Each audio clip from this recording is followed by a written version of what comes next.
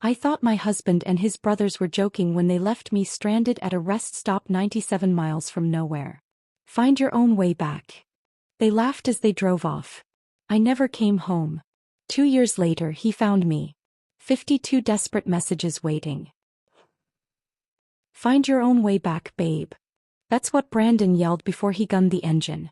His brothers Cole and Grant were laughing so hard I could still hear them half a mile down Highway 77.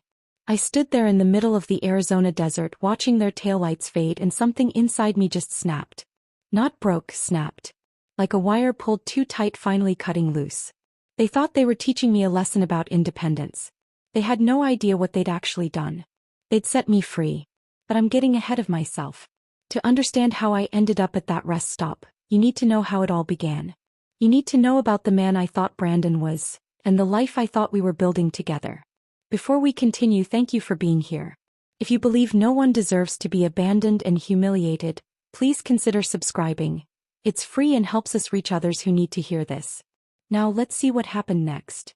I met Brandon Mercer 7 years ago at a charity 5K in Tucson. I wasn't a runner, still aren't, but my friend Sarah dragged me along because she thought I needed to get out more. I was 24, grinding through freelance graphic design projects in my cramped apartment, living on iced coffee and the stubborn belief that my business would eventually take off. Brandon was running the entire course in full paramedic gear. 50 pounds of equipment in September heat. He crossed the finish line drenched in sweat, grinning like he'd just won the lottery instead of voluntarily tortured himself for charity. We ended up at the hydration tent afterward, both reaching for the last bottle of water. He saw me first and handed it over without hesitation. You look like you need it more than me, he said, even though he'd just run 3 miles in gear that probably weighed more than I did. That was Brandon.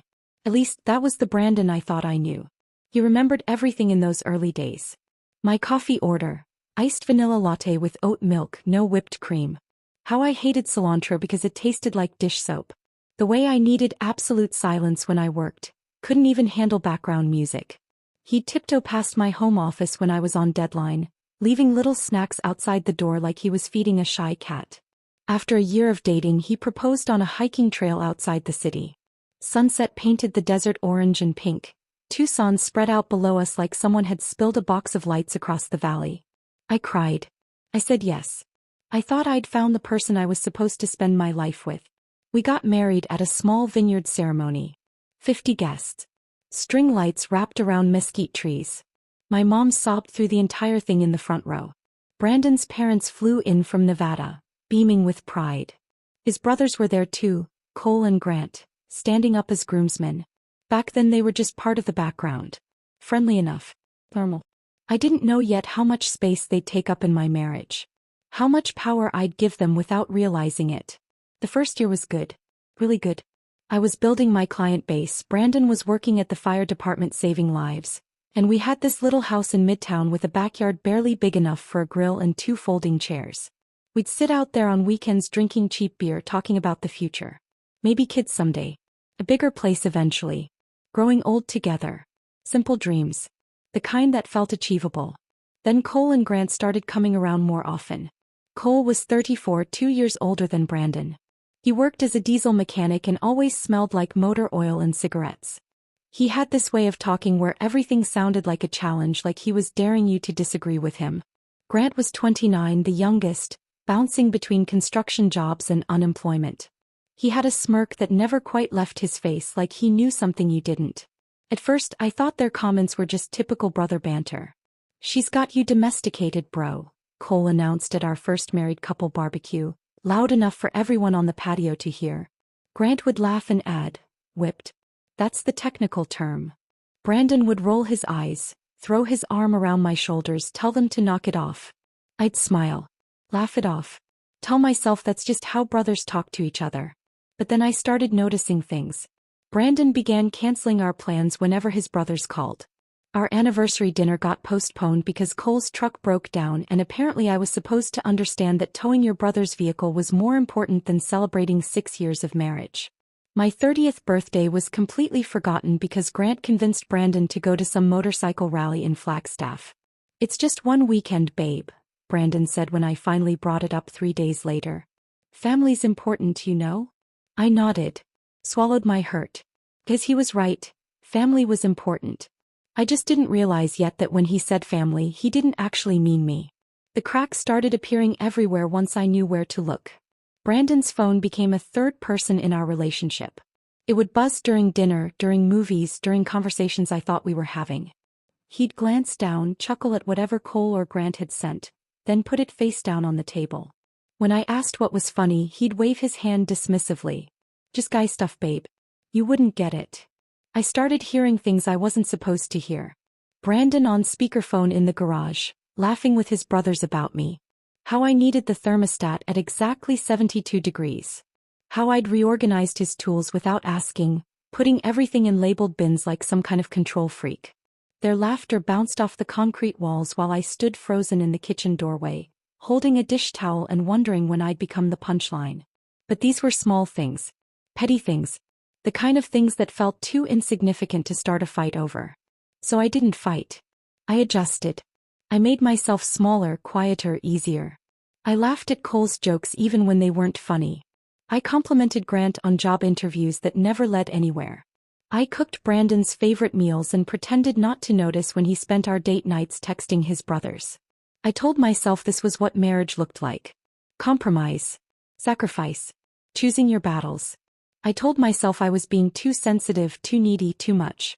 I told myself a lot of lies back then.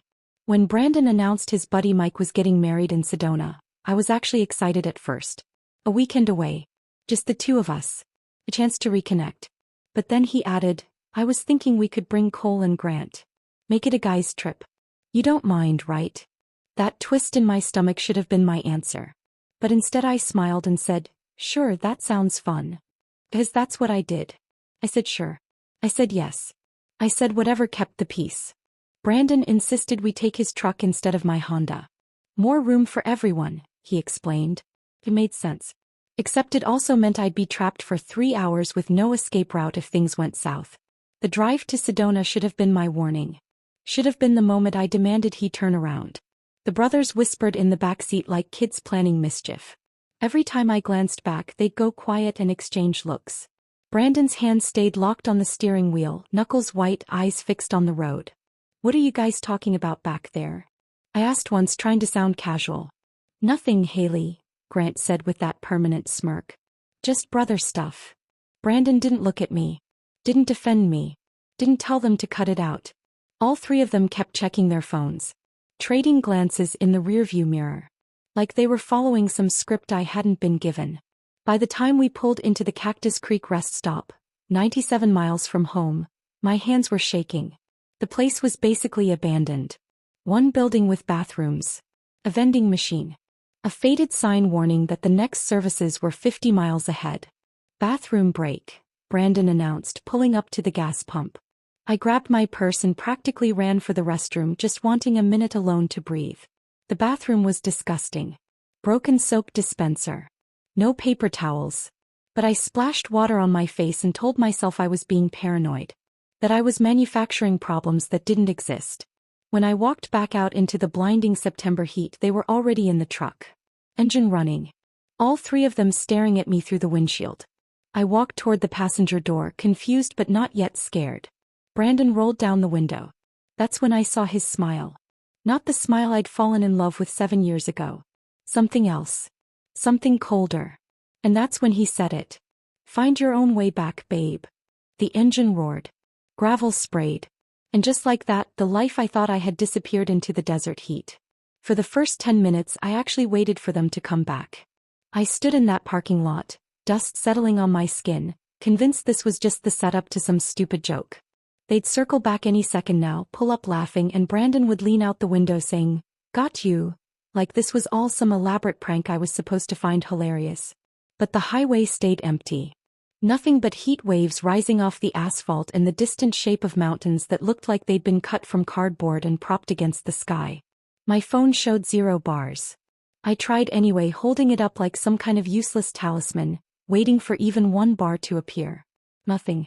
I was standing at the edge of civilization, and civilization had decided I didn't exist.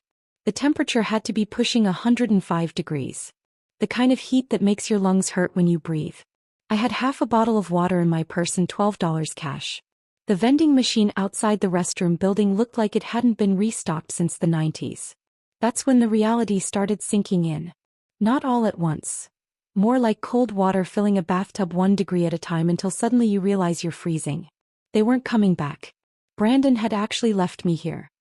His brothers had convinced him to abandon his wife in the middle of the desert, and he'd gone along with it. Smiled while he did it.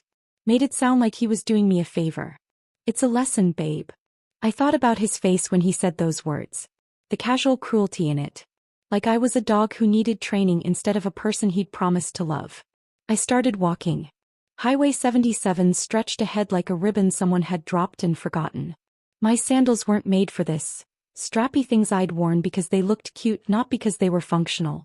Within half a mile I could feel blisters forming on both heels. I ignored them. Focused on putting one foot in front of the other. Cars passed occasionally. Not many, but enough that I started hoping one would stop. I tried waving a few times, but they just sped up, probably thinking I was dangerous or crazy. A woman alone on a desert highway, no broken-down car in sight. It didn't make sense to them. And I couldn't exactly explain that my husband had abandoned me as part of some sick bonding ritual with his brothers. The sun beat down without mercy. I could feel my shoulders burning through my thin shirt. My mouth was dry despite rationing the water.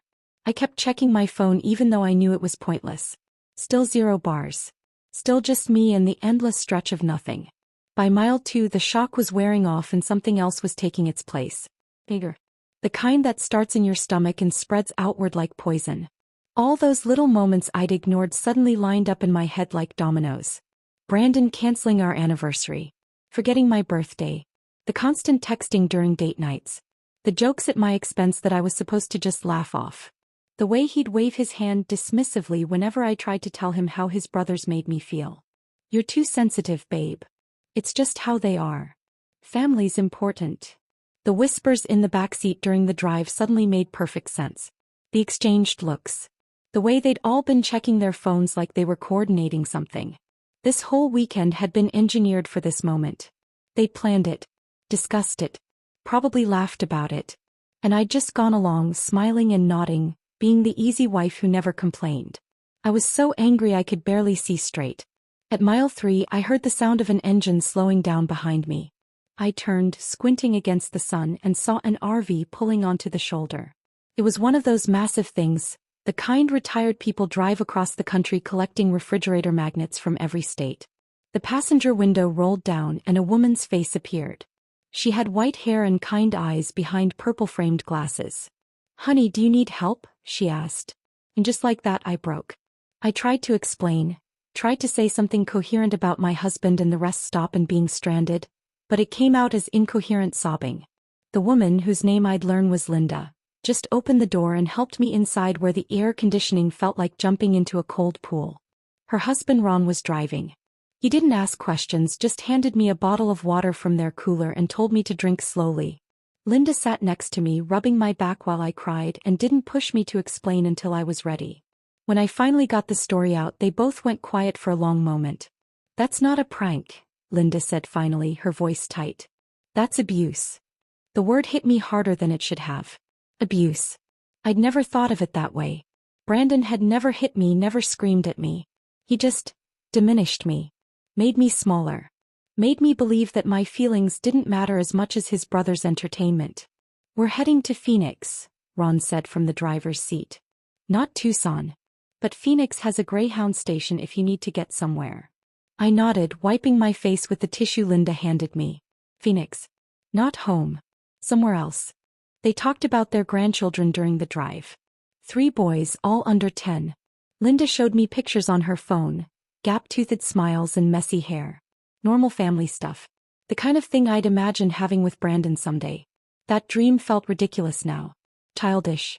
Somewhere between the highway and Phoenix, listening to these strangers be kind to me for no reason other than basic human decency, I made a decision. I wasn't going home. Not tonight. Maybe not ever. Because I suddenly remembered something I'd pushed out of my mind. 2 weeks ago, I'd been in the kitchen making dinner when I heard Brandon on the phone in the garage. He was laughing, really laughing, the kind where you can barely breathe. I'd walked to the doorway and asked what was so funny. He'd waved me away. Just guy stuff, babe. You wouldn't get it. I'd gone back to chopping vegetables, ignored and dismissed like always. Now I understood. He'd been talking to Cole or Grant, probably both. Planning this. They'd been laughing about abandoning me in the desert 2 weeks before they actually did it. Maybe longer. The betrayal of that moment, the premeditation, felt worse than being left at the rest stop. This wasn't spontaneous cruelty. This was calculated. Discussed. Refined. They turned my humiliation into a group project.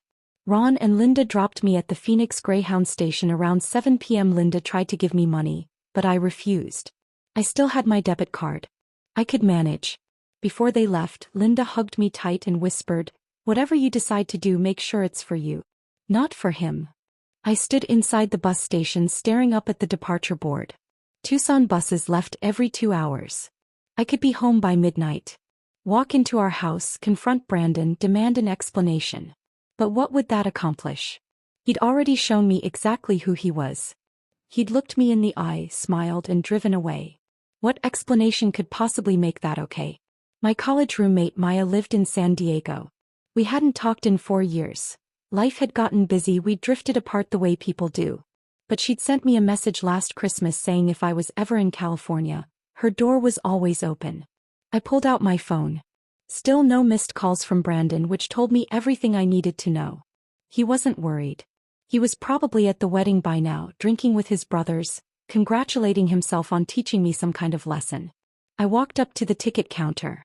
"1 ticket to San Diego," I said. "One way." The clerk printed the ticket without comment. $140. The bus left in 30 minutes. I turned off my phone before boarding. Powered it completely down. I wanted Brandon to sweat. Wanted him to wonder. Wanted him to feel even a fraction of what he'd put me through. The bus was half empty. I chose a seat near the back and pressed my forehead against the window. As we pulled out of Phoenix and headed west, I watched the desert landscape blur past and thought about all the red flags I'd ignored. The canceled anniversaries. The forgotten birthdays. The constant refrain of family first while treating me like I was optional. 6 hours to San Diego. 6 hours in the dark, crossing state lines, leaving behind the life I'd built. 6 hours to decide I was done being the wife who made herself smaller to fit into someone else's world. The bus hummed along the interstate, and somewhere around the California border, I felt something inside me shift. Not break. Not shatter. Transform. The bus pulled into San Diego at 2 in the morning. The station was nearly empty. Just a few homeless people sleeping on benches and a janitor mopping the floor with slow mechanical strokes. I stood on the curb with my purse and nothing else, breathing in air that smelled like ocean and exhaust, and pulled out my phone. I hadn't turned it on since Phoenix. Part of me was afraid of what I'd find. Part of me didn't care anymore. There was a payphone near the entrance, one of the last relics of a pre-cell phone world. I fed it quarters and dialed Maya's number from memory, praying she hadn't changed it in the 4 years since we'd last spoken. She answered on the third ring, voice thick with sleep. "Hello. Maya, it's Haley." My voice cracked on my own name. I know it's been forever and I know it's the middle of the night, but I didn't know who else to call. There was a pause. Then, "Where are you?" "San Diego. The Greyhound station downtown." "Stay there. I'm coming to get you." No questions. No hesitation. Just immediate action.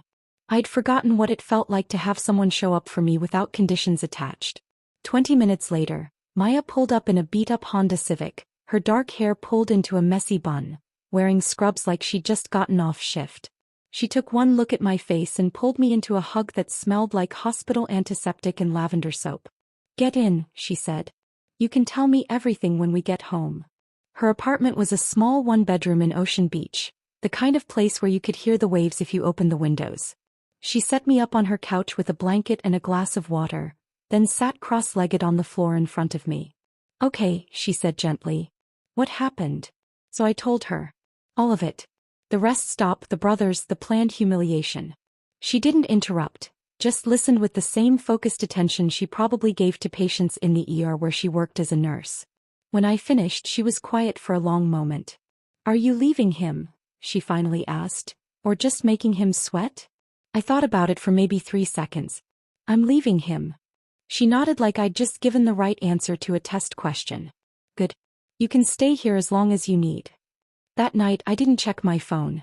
I showered off 2 days of desert dust and bus station grime, borrowed a pair of Maya's pajamas that smelled like fabric softener, and fell into the deepest sleep I'd had in years. No anxiety dreams. No waking up at 3 a.m. wondering if Brandon was upset about something. Just darkness and the sound of waves and 11 straight hours of nothing. When I woke up the next afternoon, sunlight was streaming through the windows and Maya had already left for her shift. There was a note on the coffee table. Food in the fridge. Stay as long as you want. We'll talk tonight. I made myself coffee and stood on her tiny balcony, looking out at the Pacific Ocean. People were walking dogs on the beach. A group of surfers sat on their boards waiting for waves. Normal life happening all around me while mine had just imploded. That's when I remembered my phone. I'd left it powered off all night, sitting on the arm of the couch like a bomb I wasn't ready to defuse. But I couldn't avoid it forever. I needed to know what Brandon had done when he realized I wasn't coming home. I turned it on and watched the screen light up. 47 missed calls. 33 voicemails. 62 text messages. All from Brandon. I sat down on the couch and started reading through them chronologically, watching his emotional state deteriorate in real time. The first messages were confusion mixed with annoyance. Babe, where are you? The joke's over. You can come out now.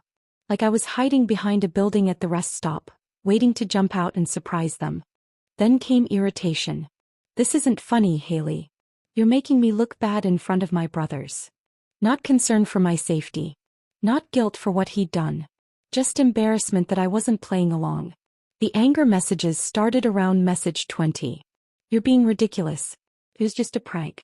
Stop being so dramatic and call me back. Gaslighting via text. Impressive. Around message 35, panic finally set in. Babe, I'm really worried now. Please just let me know you're okay. I'm sorry if we took it too far. Just come home and we can talk about this. The final messages were pure desperation. I drove back to the rest stop. You're not there. I called your mom, your sister, everyone. Nobody knows where you are. Haley, please. I'm scared something happened to you. Just send me one text so I know you're alive. Not once, not in a single message, did he actually apologize for abandoning me. Not once did he acknowledge that what he'd done was wrong. Just confusion and irritation that I'd had the audacity to disappear on him instead of coming home apologetic and embarrassed like they'd expected. I deleted every message without responding. Then I did something I'd been thinking about since the bus ride. Something I probably should have done years ago. Brandon and I shared an iCloud account. He'd set it up when we first got married, saying it would be easier to share photos and calendars. I'd never thought much about it. Never had a reason to go snooping through his stuff because I trusted him. But trust was a luxury I couldn't afford anymore. I logged into the account from Maya's laptop. His password was still the same, our wedding date, because Brandon wasn't creative about security. Within seconds I had access to everything. His photos. His messages. His entire digital life. I found the group chat almost immediately. It was labeled The Boys with a beer emoji. Brandon, Cole and Grant. Messages going back 9 months. 9 months. I started scrolling, my stomach twisting tighter with every screen. Cole had suggested it first back in January. We should take her out to the middle of nowhere and leave her. See how long it takes her to figure out how to get home without you holding her hand. Grant's response came 2 minutes later. Dude, yes. She acts like she's so independent with her little design business, but she can't do shit without Brandon. It would be hilarious. I waited, breath held, to see what Brandon would say. Hoping he'd shut it down. Tell them they were being idiots. Defend me.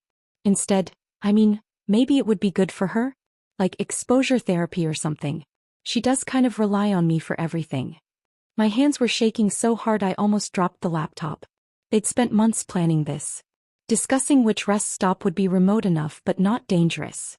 What time of day would maximize discomfort without actual harm. They'd even planned a backup story in case I somehow made it home before them. We thought you caught a ride with someone. We figured you'd be fine. Every detail had been calculated. Every cruelty intentional. But it got worse. I kept scrolling and found months of screenshots. Texts I'd sent Brandon. Sweet messages saying I missed him. Photos of design work I was proud of. questions about what he wanted for dinner. Normal wife stuff. All of it shared with his brothers. All of it annotated with laughing emojis and mocking comments. One screenshot was a text I'd sent in July. "Can't wait to see you tonight, babe. I made your favorite dinner." Cole's comment, "Gag me. Is she always this needy?" Another was a photo of a logo I'd designed for a local bakery, something I'd been really proud of. I'd sent it to Brandon asking what he thought. Grant's response in the group chat, "Does she ever talk about anything except work and feelings?" Brandon's reply made something inside me go cold. "She's not that bad, you guys. But yeah, she can be a lot sometimes. A lot. I'd been too much. Too needy. Too sensitive. Too emotional. Too everything. Except I hadn't been any of those things. I'd been a normal person with normal feelings who'd made the mistake of marrying someone who saw vulnerability as weakness. I closed the laptop and sat on Maya's couch, staring out at the ocean through the window. The sun was setting, painting the sky orange and pink. Beautiful and indifferent. I didn't feel heartbroken. I'd cried all my tears on the bus, on the highway, in the RV with strangers who'd shown me more kindness in an hour than my husband had in months. What I felt now was something different. Something cleaner and sharper and more dangerous. Purpose. Brandon had tried to teach me a lesson about independence. About not relying on him for everything. About being less needy, less emotional, less much. He had no idea what he'd actually done. He'd set me free. And now I was going to teach him what real consequences looked like. The first thing I did the next morning was find a lawyer. Maya had already left for her 12-hour shift at the hospital, but she'd left another note on the coffee table with a name and number scrawled across it. Rebecca Winters, divorce attorney. He helped my friend Lisa. Call her. I sat on the balcony with my phone watching joggers pass on the beach below, and dialed before I could talk myself out of it. A receptionist answered, professional and warm. And somehow I had an appointment for that same afternoon. 2 p.m. Like the universe was finally working with me instead of against me. Rebecca Winters' office was in a building overlooking the harbor, all glass and clean lines. She met me in the waiting room herself. A woman in her mid-40s with sharp eyes behind tortoiseshell glasses and a handshake that felt like a promise. "Haley," she said. "Come on back." Her office was organized but lived in. Law books lined the shelves, framed degrees on the wall, and a photo of 2 teenage boys on her desk. She gestured to the chair across from her and sat down with a legal pad. "Maya gave me the basics," she said. "But I want to hear it from you. Everything." So I told her. The rest stop. The planning. The group chat messages. I pulled up the screenshots on my phone and slid it across the desk. She read through them in silence, her expression never changing, though I saw her jaw tighten once or twice. When she finally looked up, she handed my phone back and said 5 words that made something in my chest unclench. "This is clear-cut abuse." I blinked. "Really? Emotional abuse with documented premeditation," she said, writing notes on her pad. "Arizona is a no-fault divorce state, which means you don't need to prove wrongdoing to end the marriage. But this evidence ensures he doesn't get a single advantage in asset division. And we can pursue spousal maintenance for business interruption and relocation costs." "I don't want his money," I said automatically. Rebecca looked at me over her glasses. "You're entitled to half of everything you built together. That's not wanting his money. That's taking what's legally yours." She paused. "And frankly, making sure he understands there are consequences for treating another human being like this." I felt tears sting my eyes, not from sadness but relief. Someone believed me. Someone saw what Brandon and his brothers had done and called it what it was. Rebecca handed me a box of tissues even though I wasn't crying yet. "You're going to be okay, Haley," she said, her voice gentler now. "And he's going to regret ever underestimating you." That afternoon, Maya helped me open a new bank account at a credit union near her apartment. We sat in uncomfortable chairs across from a banker named Steve who processed everything without asking questions. When it was done, I had my own account. My own debit card. My own financial identity separate from Brandon for the first time in 6 years. Then came the hard part. I logged into our joint savings account, the one we'd been building together since we got married. $43,000. Money I'd helped save through years of freelance work while Brandon spent freely on truck modifications and weekend trips with his brothers. Money that was legally half mine under Arizona's community property laws. I transferred $21,500 into my new account. Maya watched over my shoulder. You okay? Yeah, I said and realized I meant it. This wasn't stealing. This was survival. Next, I contacted my 3 biggest clients. A tech startup that needed ongoing branding work, a local restaurant chain, and a boutique hotel group. I drafted careful emails explaining I was relocating to San Diego for personal reasons but could continue all projects remotely. Would that be a problem? All 3 responded within hours. None of them cared where I worked as long as the designs kept coming. Just like that, my income was secure. Then I blocked Brandon's number. Then Cole's. Then Grant's. It felt like closing doors. Final and necessary. Of course, they didn't stop. Within days, they started calling from different numbers. Brandon's work line. Numbers I didn't recognize. Friends' phones. I let everything go to voicemail, and the messages were always the same rotating script of deflection and manipulation. I don't understand why you're doing this. You're being irrational. We need to talk about this like adults. Never an actual apology. Never acknowledgement of what they'd done. Just confusion and irritation that I wouldn't come home and let them gaslight me in person. I deleted every message without listening to the end. 3 weeks after the rest stop, I was working at a coffee shop near the beach. Some design revisions for the hotel group, when Maya called. Don't come home yet, she said, her voice tight. Your husband's here. My stomach dropped. What? He's sitting in his truck outside my building. I saw him from the window. He's just waiting. I closed my laptop with shaking hands. I'm not coming back there. Not while he's there. Good. Where are you? Coffee shop on Newport. Stay there. I'm going to handle this. Maya. Trust me. She hung up before I could argue. I sat there for 20 minutes staring at my phone, imagining Brandon camped outside her apartment like some kind of stalker. How had he even found me? Had he hired a private investigator? Convinced a mutual friend to ask leading questions? My phone buzzed. A text from Maya. Sent him a message from my phone. Told him you don't want to see him and if he doesn't leave I'm calling the cops. He left. I let out a breath I hadn't realized I'd been holding. But the voicemails continued. They always continued. And they started getting uglier. You can't just run away from our marriage, Haley. That's not how this works. My lawyer says what you're doing is abandonment. You're going to regret this. Cole and Grant feel terrible. They want to apologize. Just give us one chance to make this right. Still no real apology. Still no acknowledgement. Just new tactics. New angles of manipulation disguised as concern. I blocked every new number.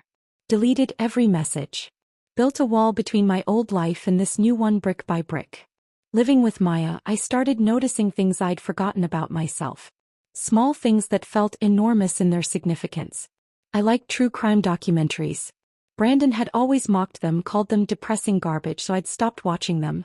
Now Maya and I binged entire series on her couch, yelling at the TV when investigators missed obvious clues. I preferred my coffee black. For years, Brandon had insisted I'd like it better with cream and sugar, and I'd started making it that way because it was easier than arguing. Turned out I'd been right the first time. Black coffee tasted better. I worked best at night. Brandon was an early morning person, up at 5 a.m. for his shift at the fire department, and he'd always made comments when I stayed up late working. You'd be more productive if you kept normal hours, he'd say. But my brain came alive after 10 p.m. Ideas flowed easier. Designs came together faster. All these tiny pieces of myself I'd filed down or hidden away to make room for Brandon's preferences. Maya and I fell into an easy rhythm. She'd work her 12-hour shifts at the hospital, and I'd have dinner waiting when she got home. Nothing fancy, just pasta or stir-fry or whatever I could make with her limited kitchen supplies. We'd eat on her balcony overlooking the ocean, drinking cheap wine and talking about everything and nothing. She told me about her ex-boyfriend, Derek, who'd convinced her to invest in his business opportunity. Some cryptocurrency scheme that tanked within months. He drained $8,000 from her savings before she finally kicked him out. I felt so stupid, she said one night, watching the sunset turn the ocean orange. Like I should have seen it coming. You're not stupid, I said. You trusted someone you loved. That's not stupidity. That's being human. She looked at me. You know that applies to you too, right? I did. Sort of. I was starting to. The anxiety dreams stopped. The ones where I'd wake up at 3 a.m. in a panic, convinced I'd forgotten something important or done something to upset Brandon. Now I slept through the night, deep and dreamless, and woke up to the sound of waves instead of alarm clocks. I started smiling again. Real smiles, not the performance smiles I'd worn around Brandon's brothers. Maya would say something ridiculous and I'd laugh. Actually laugh. And it felt like remembering a language I used to speak fluently.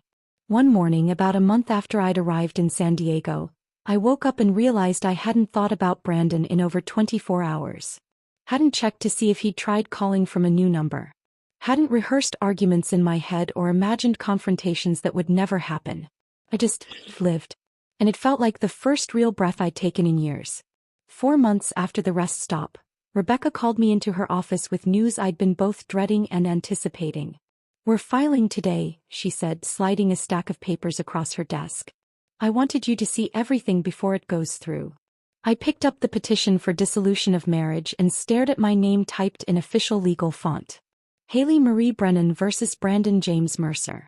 Seeing it in black and white made it real in a way nothing else had. "How long until he gets served?" I asked. 48 hours, maybe less." Rebecca leaned back in her chair.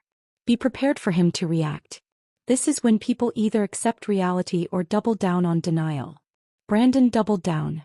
His attorney's response arrived within a week, and reading it made me feel physically ill. According to their counterclaim, I was the villain in this story. I'd abandoned our marriage without warning or attempt at reconciliation. I was unstable, irrational, running away from a harmless prank between family members. They painted Brandon as the concerned husband desperately trying to save his marriage while his mentally unwell wife refused all contact. I sat in Rebecca's office while she read through the filing, my hands clenched so tight my nails left marks in my palms. "They're trying to gaslight you through legal documents," Rebecca said, setting the papers down. "But here's the good news. They just handed us everything we need." She'd already been 3 steps ahead. While Brandon's attorney was drafting their fiction, Rebecca had hired a forensic digital specialist who'd pulled GPS data from Brandon's phone records. She spread the timeline across her desk like evidence at a crime scene. "Look at this," she said, pointing. "Your husband's phone pinged at the Cactus Creek rest stop at 2:17 p.m. on September 14th. Then 18 minutes later, it's pinging along Highway 77 heading north, away from Tucson toward Sedona. No stops. No turnarounds. Straight to the wedding venue, where he checked in at 5:43 p.m. She pulled out more documentation. Social media posts time-stamped and screenshot. Cole and Grant at a bar in Sedona at 9:47 p.m. that same night, raising beers with captions like, "Epic weekend with the boys," and "Teaching life lessons." Another photo showed all 3 of them at breakfast the next morning, hungover but grinning, wearing matching t-shirts that said, "Brotherhood over everything." They documented their own cruelty, Rebecca said, and there was something almost satisfied in her voice. They were so confident you'd come crawling back that they didn't even try to hide the celebration. I stared at the photos. Brandon looked happy, relaxed, like a man who'd just pulled off something clever instead of someone who'd abandoned his wife in the desert. Something fierce and hot rose in my chest. Not quite anger anymore. Something colder. More focused. "When do we respond?" I asked. "I'm filing our counter-response tomorrow." Rebecca gathered the papers. "And trust me, they're going to regret every word they wrote." The next blow came from an unexpected direction. I was at Maya's apartment on a Tuesday afternoon, working on a logo redesign for the boutique hotel group, when my phone rang. My mother's name appeared on the screen. We'd been talking more since I'd left. Weekly check-ins where she'd ask how I was doing and I'd give her carefully edited versions of the truth. But something in her voice was different this time. "Haley, honey," she said. "Brandon came by the house." My stomach dropped. "When?" "This morning. He showed up right after your father left for work." She paused. "He wanted to know if I'd heard from you. If I knew where you were." I closed my laptop, my full attention on the phone now. "What did you tell him?" "Nothing." I said I didn't know. Another pause. "But honey, he seemed really worried. He said you're having some kind of breakdown. That you disappeared after a small disagreement and won't answer anyone's calls." I could hear it in her voice, That little seed of doubt. My mother had always liked Brandon. He'd been charming at family dinners, helpful around their house, the kind of son-in-law who remembered birthdays and brought wine to Thanksgiving. "Mom," I said carefully, "did he tell you what the small disagreement was about?" He said it was a misunderstanding. That his brothers played a prank that went too far, but he's been trying to apologize for weeks and you won't let him. A prank. That's what he was calling it. Not abandonment. Not cruelty. Just a prank that went too far. I took a breath and told her everything. The real version. The rest stop, the planning, the group chat messages that went back 9 months. The GPS data showing he'd driven straight to the wedding while I was stranded. The social media posts celebrating while I walked 3 miles down a highway in the desert heat. The silence on the other end of the line stretched so long I thought the call had dropped. "Mom. I'm here." Her voice sounded different now. Smaller. "Oh Haley. Oh honey. I had no idea." He seemed so genuine. "That's what he does," I said. "He makes people believe his version of things." "I'm so sorry." He was crying now. "I should have known. I should have asked more questions. You didn't know because I didn't tell you. I was too embarrassed." "You have nothing to be embarrassed about." Her voice was fierce now, the mom voice from my childhood when someone had hurt me. That man. I can't believe he would do something like that.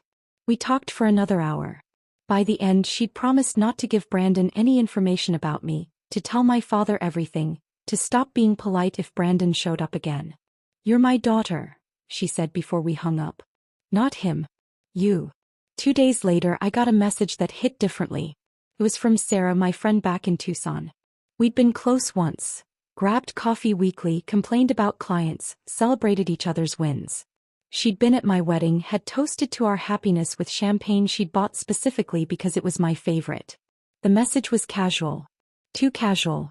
"Hey girl, I know you and Brandon are going through something. He came by asking if I knew where you were. I didn't tell him anything, but I wanted to give you a heads up. Hope you're doing okay." I stared at the message for a long time before responding with a simple, "Thanks for letting me know." But something felt wrong. The phrasing. The timing. 2 days later, Maya came home from the hospital with information that confirmed my instincts. "So weird thing," she said, dropping her bag on the couch. "One of the nurses I work with, Jenny, mentioned she has a friend in Tucson. Apparently this friend's been asking around about you. Wanted to know if anyone knew where you worked in San Diego, what neighborhood you lived in." My blood went cold. What was the friend's name? Maya checked her phone. Sarah something. Sarah Donovan. There was. Sarah had been feeding Brandon information. Playing both sides. Pretending to give me a heads up while actively helping him track me down.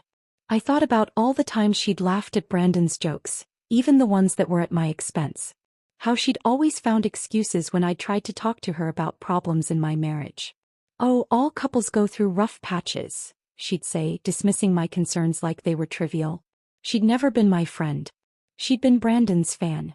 I blocked her on every platform I could think of. Facebook, Instagram, her phone number. Cut her out with the same surgical precision I'd used on Brandon and his brothers. Maya watched me do it. "You okay?" "Yeah." And I meant it. Just getting rid of dead weight. Trust was a luxury I couldn't afford anymore. And I was done pretending otherwise. Rebecca called the next week with an update that made everything worth it.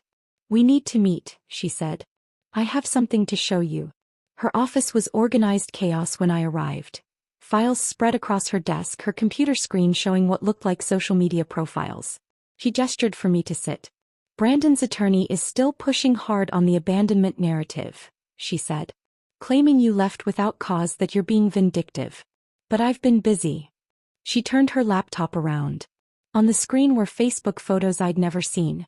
Cole and Grant at the wedding, arms around each other, wearing those matching brotherhood over everything shirts. Another photo showed Brandon in the background, mid-laugh, holding a beer. The timestamp read 9:47 p.m. September 14th. The same night they'd left me. "There's more," Rebecca said, clicking through. Breakfast photos the next morning. All 3 of them looking exhausted but happy. A video someone had posted of Grant making a toast at the wedding, talking about the bonds of brotherhood that nothing can break. "They documented everything," Rebecca said. They were so sure you'd come home embarrassed and apologetic that they didn't even think to hide it. I stared at the photos. At Brandon's face. At the evidence of his celebration. We're going to bury them with this, Rebecca said quietly. Every single piece. And for the first time since that rest stop, I felt something that wasn't anger or hurt or betrayal. I felt power. The hearing was scheduled for a Tuesday in March, exactly 18 months after that rest stop.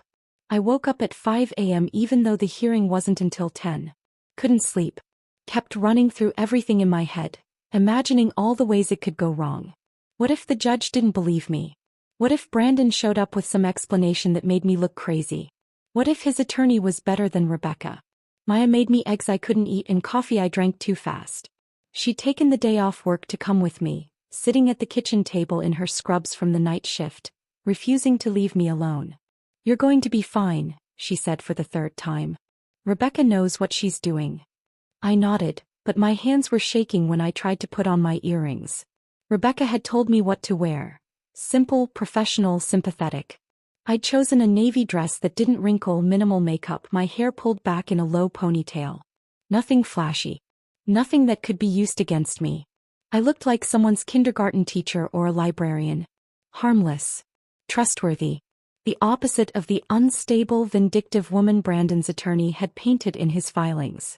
The courthouse was downtown, all concrete and glass with metal detectors at the entrance and security guards who looked bored. Maya held my hand while we waited for Rebecca in the lobby. People moved around us. Lawyers in suits, defendants in their best clothes, families clustered together whispering. Everyone here was having the worst day of their life in one way or another. Rebecca arrived at 9:30, carrying a leather briefcase and wearing a charcoal suit that meant business. She looked calm. Confident. Like she'd done this 1,000 times and knew exactly how it would end. Ready? She asked. I nodded, not trusting my voice. We took the elevator to the 3rd floor and walked down a hallway that smelled like floor polish and anxiety. Rebecca pushed through a set of double doors into a courtroom that was smaller than I'd expected. More like a large office than the dramatic spaces you see on TV. Brandon's attorney was already there.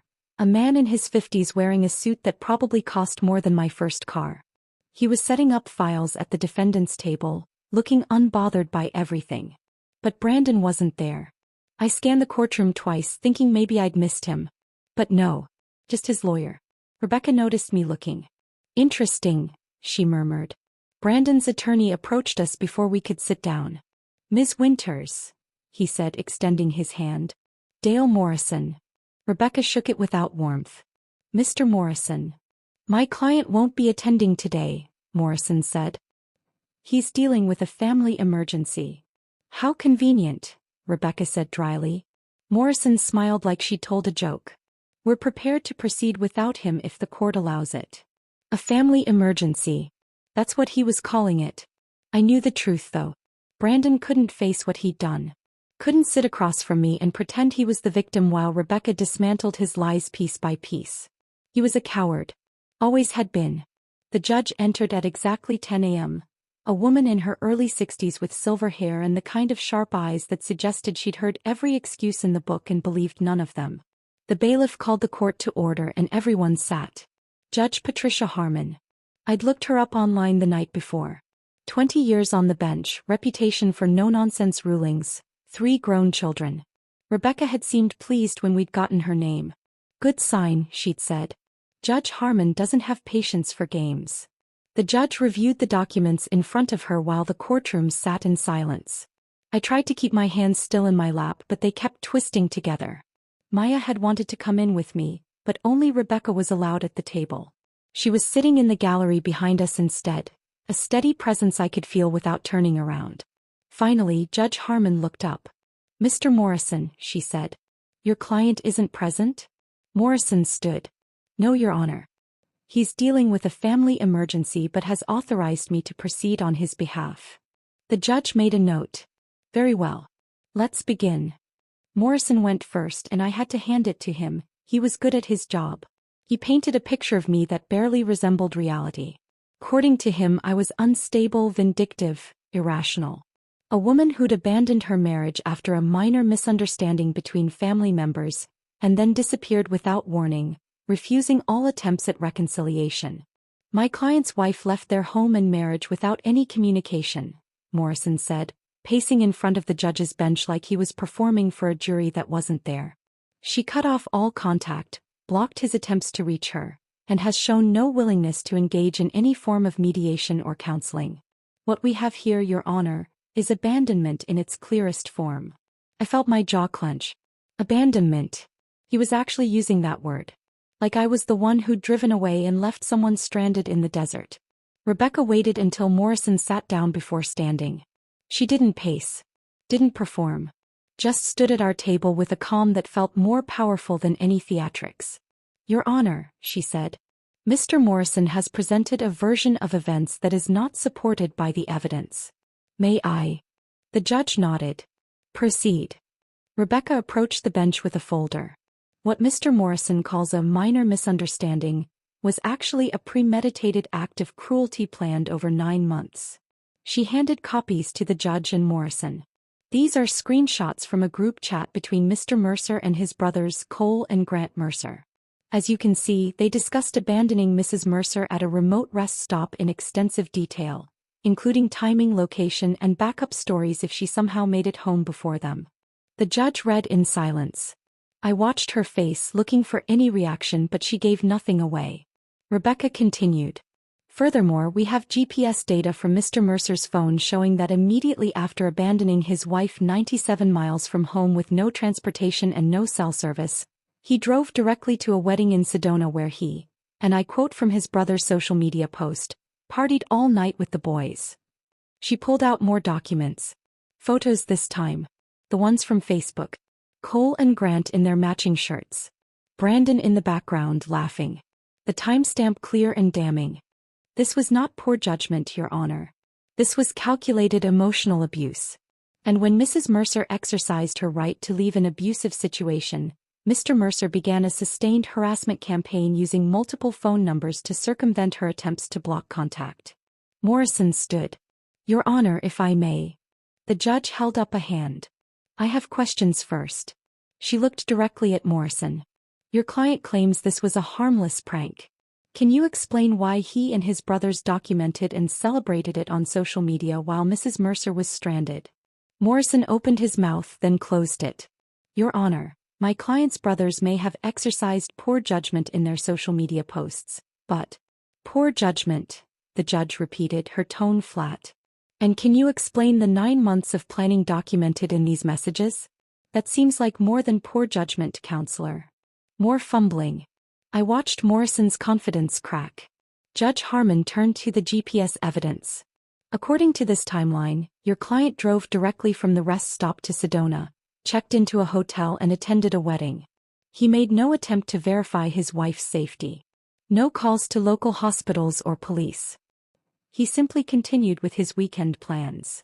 She looked up from the documents, and her expression was something I'd remember for the rest of my life. Not angry. Worse. Disappointed. Your client drove to a wedding and partied while his wife was abandoned 97 miles from home with no transportation, no cell service, and no way to contact help. That's not poor judgment, Mr. Morrison. That's cruelty. I felt tears sting my eyes, but for the first time in months they weren't tears of hurt. They were tears of validation. Someone in authority was finally calling it what it was. Judge Harmon closed the file folder in front of her with a decisive snap. I'm granting the divorce as requested, she said. Assets will be divided equally with no spousal support awarded to either party. Both parties are financially independent and capable of supporting themselves. She paused, looking directly at Morrison. Furthermore, based on the documented evidence of harassment and premeditation, I'm issuing a 2-year restraining order prohibiting Brandon Mercer, Cole Mercer, and Grant Mercer from contacting the petitioner through any means. Phone, email, social media, or third-party intermediaries. Any violation will result in contempt charges. Rebecca squeezed my hand under the table. It was over. Judge Harmon's gavel came down with a sound that felt like a door closing. Final. Permanent. Morrison gathered his files in silence, not looking at us. Rebecca stood and helped me to my feet. My legs felt shaky like I'd just run a marathon. In the hallway outside, Maya was waiting. She took one look at my face and pulled me into a hug. It's over, I whispered into her shoulder. Yeah, honey, she said. It is. I expected to feel triumphant. Vindicated. Something big and dramatic. That I just felt tired. Bone deep exhausted. But underneath the exhaustion was something else. Something lighter. Freedom. I walked out of that courthouse into San Diego sunshine that felt warmer than it had any right to in March, and realized I'd just closed a chapter I'd never wanted to write. Now finally I could start living my own story. Rebecca took Maya and me out for lunch after the hearing. A little bistro near the courthouse that specialized in overpriced salads and celebratory champagne. I barely tasted any of it. My mind was still back in that courtroom replaying Judge Harmon's words. That's not poor judgment. That's cruelty. Someone had finally said it out loud. So what now? Maya asked, spearing a piece of grilled chicken. I set down my fork. I built something new. And that's exactly what I did. With the divorce settled and $21,000 sitting in my personal account, I went looking for office space. Not because I needed it, I'd been working from Maya's couch for months just fine, but because I wanted it. Wanted something that was mine. A space that had nothing to do with Brandon or our shared house or the life I'd left behind. I found a tiny office in Ocean Beach, above a surf shop and next to a yoga studio. 200 square feet with a window overlooking the beach and rent I could actually afford. The landlord was a guy in his 70s named Pete who didn't ask questions when I showed up with first month's rent in cash. Month to month okay? He asked. Perfect. I moved in that weekend with a folding table from Target, a second-hand desk chair and my laptop. Maya helped me hang a sign on the door. Thompson Design Studio. My maiden name. The one I'd been using professionally for months already. It felt like reclaiming something I'd given up without realizing it. My client list started growing organically. The hotel group I'd been working with referred me to a restaurant owner who needed a rebrand. One of Maya's nurse friends wanted a logo for her massage therapy side business and told 3 other nurses about me. A coffee shop owner saw my work online and hired me to redesign their menu boards and signage. Word of mouth. The kind of growth that felt earned instead of lucky. 6 months after opening the studio, I hired help. A design student named Kirsten who was in her senior year at San Diego State. All enthusiasm and raw talent that reminded me of myself at 23. She needed the experience for her portfolio. I needed someone to handle the grunt work, file organization, client correspondence, the administrative tasks that ate up creative time. We worked well together. She'd show me mock-ups and I'd give feedback, watching her grow more confident with each project. It felt good teaching someone else. Passing along what I'd learned. Work became my therapy in a way I hadn't expected. Every logo I designed, every website I built, every color palette I put together felt like proof that I could create something beautiful from nothing. That I had value beyond being someone's wife. The studio became my sanctuary. Some nights I'd work late just because I wanted to, watching the sunset through my window, listening to the sounds of the beach below. No one telling me I was working too much. No one making jokes about my little design business, like it was a hobby instead of a career. Just me and my work and the quiet satisfaction of building something that was entirely mine. Maya and I settled into a rhythm that felt like family. She'd work her 12-hour shifts at the hospital. Sometimes days, sometimes nights, depending on the rotation, and I'd adjust my schedule around hers. When she worked days, I'd have dinner waiting when she got home. Nothing fancy, just pasta or stir-fry or whatever I could throw together with the limited ingredients in her kitchen. We'd eat on the balcony overlooking the ocean, talking about our days. She'd tell me about difficult patients or hospital politics. I'd tell her about demanding clients or design challenges. Normal stuff. The kind of conversations that felt easy because neither of us was walking on eggshells. About a year after the divorce, Maya started dating someone from the hospital. A respiratory therapist named David who had kind eyes and a terrible sense of humor that somehow made it funnier. He'd come over for dinner sometimes and I'd watch the way he looked at Maya, like she was the most interesting person in the room. Like her opinions mattered. Like he was lucky to be there. The way Brandon used to look at me before his brothers convinced him I was the burden instead of the partnership. I was genuinely happy for Maya. She deserved someone who treated her well. And David clearly did. Bringing her coffee before her shifts, remembering the small things she mentioned in passing, showing up when he said he would. On my bad days, and there were still bad days, Maya would notice before I said anything. She'd find me staring at nothing, lost in thoughts about what my marriage had been versus what I'd believed it was. She never tried to fix it. Never offered empty platitudes about how I was better off or how Brandon wasn't worth it. She'd just sit with me, letting the silence stretch, and eventually say, "You're allowed to grieve even when you know leaving was right." And she was right. I could be grateful for my freedom and still mourn what I'd lost. Not Brandon specifically, but the dream of what I'd thought we were building together. Maya became more than a friend. She became the sister I'd never had, the family I'd chosen instead of the one I'd been born into. And that meant more than I knew how to express. 15 months after the divorce, I did something I'd been thinking about for weeks. There was a regional design competition I'd seen advertised online, open to independent designers and small studios across California. The theme was transformation. I'd been working on a pro bono project for a local women's shelter, developing their entire brand identity from scratch. Logo, website, marketing materials. All of it donated because it mattered to me in ways I couldn't quite articulate. The theme I developed was breaking free. Imagery of birds escaping from cages, chains dissolving into flowers, heavy doors opening to reveal light. Personal maybe. Probably too personal. But authentic. I submitted the portfolio on the deadline day, not expecting anything. 2 months later, I got an email saying I'd won first place in the nonprofit category. I stared at the screen for a full minute, rereading the message to make sure I hadn't misunderstood. First place. Out of 63 submissions. The prize was $1,500 and a feature in a design magazine. Maya insisted we celebrate. She made reservations at a restaurant I'd never have chosen for myself. The kind of place with cloth napkins and a wine list instead of a wine selection. We sat at a table overlooking the bay, watching boats drift past in the twilight. "You did this," Maya said, raising her glass of champagne. "You built this life from nothing." I thought about where I'd been 18 months ago. Standing in a rest stop parking lot with nothing but a purse and the crushing realization that my marriage was a lie. Then the bus to San Diego with borrowed pajamas and no plan beyond running away. Now I had an award-winning business. A studio with my name on the door. Clients who trusted me. An assistant who looked up to me. "Not nothing," I said, clinking my glass against hers. "I had help." Maya shook her head. "I gave you a couch and some dinner. You did everything else." Maybe she was right. Maybe I had done this. Built something real and valuable from the ruins of what I'd lost. The thought made me feel something I hadn't felt in years. Pride.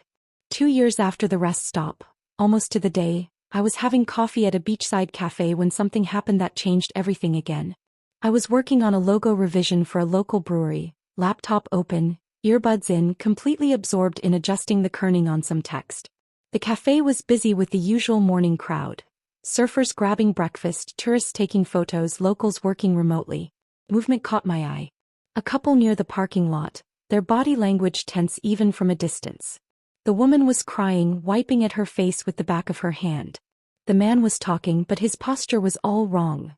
Dismissive, irritated, one hand waving like he was brushing away her words. I watched them without meaning to.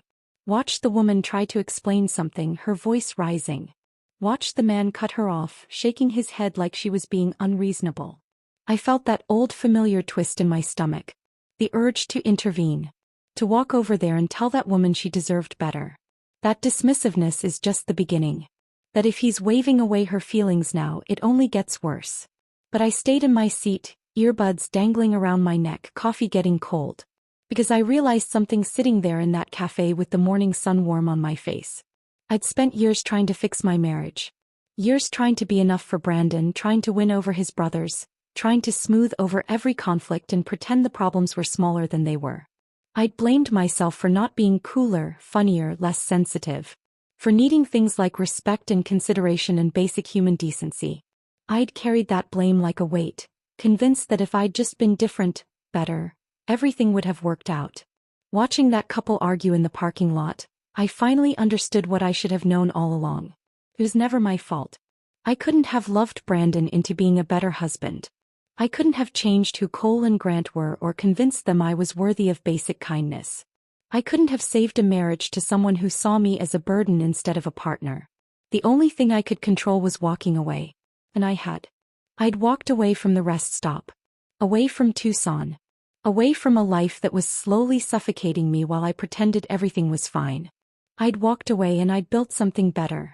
The couple in the parking lot got into separate cars and drove off in different directions.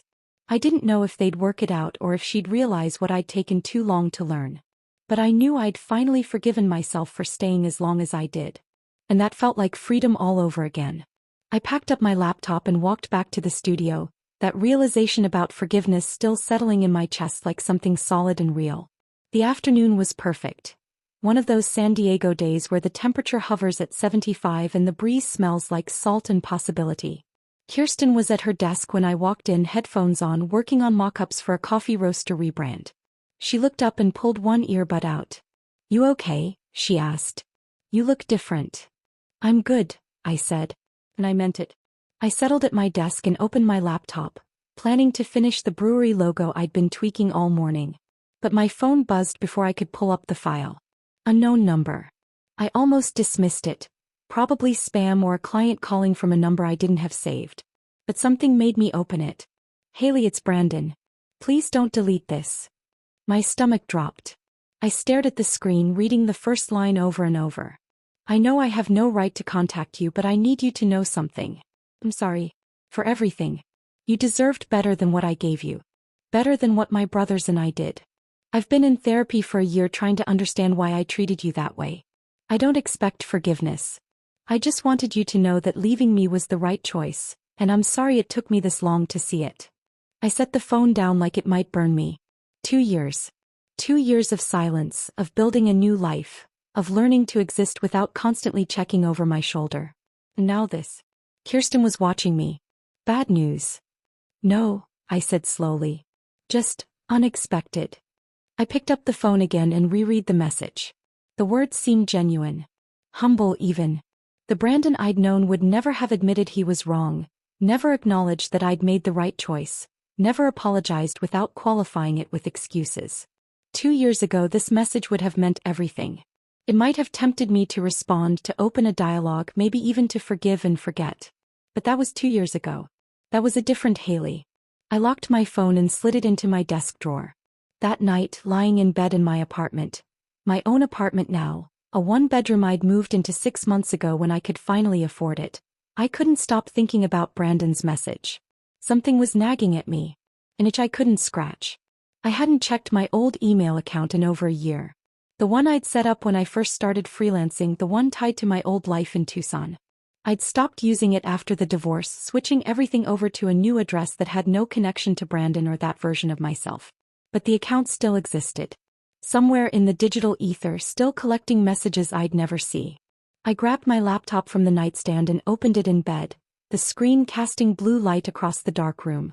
Took me 3 tries to remember the password. When the inbox finally loaded, my breath caught. 52 unread messages from Brandon. All of them with subject lines that made my chest tight. "I'm sorry. Please read this. You were right. I understand now." I scrolled through them, watching the dates stretch backward across 2 years. The most recent was from 2 days ago. The oldest was from 3 months after the divorce was finalized. I started reading chronologically, clicking through message after message. The early ones were what I expected. Deflection disguised as apology, paragraphs explaining how his brothers had influenced him, how he'd been confused, how he wanted to talk if I'd just give him a chance. Still making excuses. Still not quite getting it. But around month 6 something shifted. The messages got shorter. More direct. "I've started therapy. My counselor says I have codependency issues with my brothers. That I prioritize their approval over your well-being. She's right. Month 8. Cole and Grant still don't think they did anything wrong. I'm realizing I can't keep people in my life who refuse to take accountability. Even family. Month 10. I cut contact with my brothers today. Should have happened years ago. I'm sorry it took losing you to see that." I kept reading, watching Brandon's evolution unfold in reverse. Therapy sessions. Revelations about his childhood and family dynamics. Slow, painful growth toward understanding what he'd done and why. The messages from year 2 were different entirely. Reflective. Accepting. "I don't expect you to respond to any of these.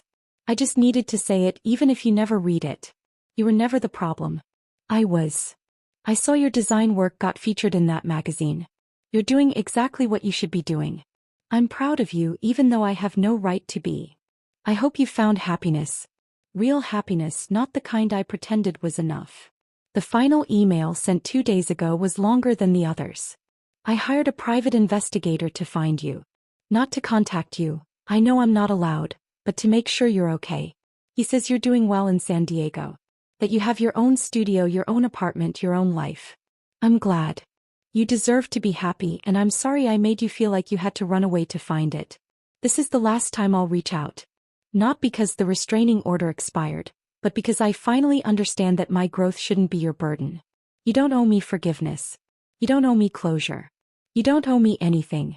I just wanted you to know that you were right to leave. About everything. I'm sorry I made you doubt yourself. I'm sorry I made you feel small. I'm sorry I chose my brothers over my wife. I'm sorry for all of it. I hope you never think about me. I hope you've moved on so completely that this message is just an annoyance instead of a wound. You deserve that kind of peace. Be happy, Haley. Brandon. I closed the laptop and sat in the darkness of my bedroom, listening to the distant sound of waves through the open window. Brandon's growth seemed genuine. The kind that comes from actual work instead of performance. He'd acknowledged everything. The cruelty, the planning, the choice to prioritize his brothers, the way he'd made me feel like I was the problem. 2 years ago I'd needed to hear exactly these words. They would have validated every doubt, every moment I'd questioned whether I was overreacting or being too sensitive. Part of me felt vindicated reading them now. He finally understood what he'd destroyed. Finally saw the truth I'd been trying to show him for years. But the bigger part of me, the part that mattered, felt nothing. Not anger. Not satisfaction. Not even pity.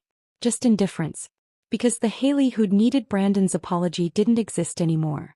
That woman had stood in a desert rest stop believing she'd somehow failed, that she should have been better, cooler, less needy, less much. I'd left her behind somewhere between the Greyhound bus and the courthouse steps. The woman I'd become didn't need Brandon to admit he was wrong.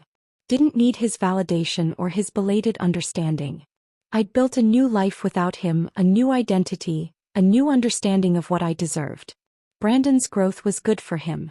I was genuinely glad he'd gotten therapy, cut ties with his toxic brothers, learned to be accountable. But it didn't change anything for me. The next morning I was at the studio early, coffee in hand, working on the brewery rebrand Kirsten had mentioned. My phone buzzed with a text from her. New client inquiry. Local bookstore wants signage and social media graphics. Interested? I smiled and started typing a response. Then I opened my laptop and navigated to my email settings. Found that old account. The one with 52 messages from a man I used to be married to. I hovered over the delete account button for maybe 10 seconds. Then I clicked it. A confirmation screen appeared. Are you sure? This action cannot be undone. I clicked yes. The account disappeared. Brandon's messages disappeared with it. The last thread connecting me to that old life severed. I felt lighter immediately. My phone buzzed again. Maya, dinner tonight? David's cooking and he's convinced he can make pad thai better than the restaurant. I laughed and texted back, I'll bring wine. Outside my window, the ocean sparkled in the morning sun. Surfers were already out catching waves. Tourists walked the boardwalk with ice cream. A street musician was setting up his guitar near the pier. Life happening all around me. Normal, beautiful, ordinary life. I'd figured out my own way back just like Brandon had yelled at me to do in that rest stop parking lot. But I hadn't found my way back to him or to Tucson or to the woman I'd been when I was trying to be enough for someone who would never value me. I'd found my way back to myself. To the person I'd been before I started shrinking to fit into someone else's idea of who I should be. And that person was happy. Genuinely, completely happy. Not because Brandon had apologized. Not because he'd finally understood what he'd lost. Not because I'd won some imaginary war or proven I was right all along. But because I'd built a life so full and so satisfying that the people who'd hurt me had become irrelevant footnotes in a story that was no longer about them. That was the real revenge. Not making them suffer but making them irrelevant. I opened a new design file and got to work. The best way back wasn't to them. It was to me. And I'd never been happier. If this story of finding freedom had you hooked from start to finish, hit that like button right now.